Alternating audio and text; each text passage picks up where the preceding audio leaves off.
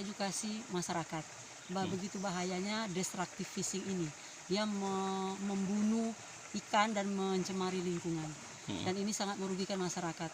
Dan apabila ini ditangkap dalam kondisi seperti ini, yang termakan oleh masyarakat juga akan dampak kesehatannya juga akan sangat berbahaya.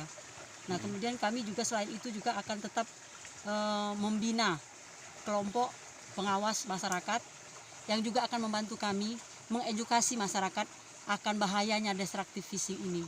Karena tidak hanya ikan sekarang yang mati, tetapi indukan ikan, kemudian anak ikan dan indukan yang sedang bertelur pun tidak bisa lagi menetas. Dan ini memerlukan berapa kali siklus hidup ikan baru bisa pulih kembali. Ya. Seperti mana lagi Pak? Ambil Pak.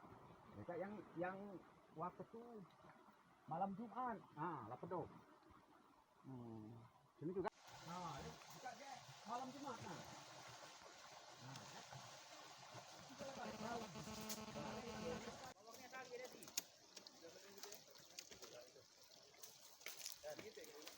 Tiba-tiba ikan sudah mati semua. Nah, ketika kami pagi-pagi itu ke sungai, kalau kami lihat mati semua. Tapi nggak tahu yang meracunnya siapa itu. Berapa banyak Pak? Lebih kurang 1 ton semuanya. Semuanya. Ini sungai ini untuk mata pencarian Bapak? Oh iya, itu pencarian sehari-hari ya.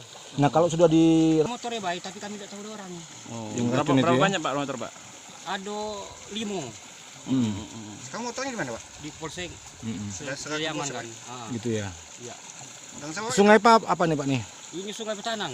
Sungai Petanang namanya ya? Yang diracun ini Parit, Kanal Kanal Piti, PT apa, Pak? Marabungo. Ini racunnya.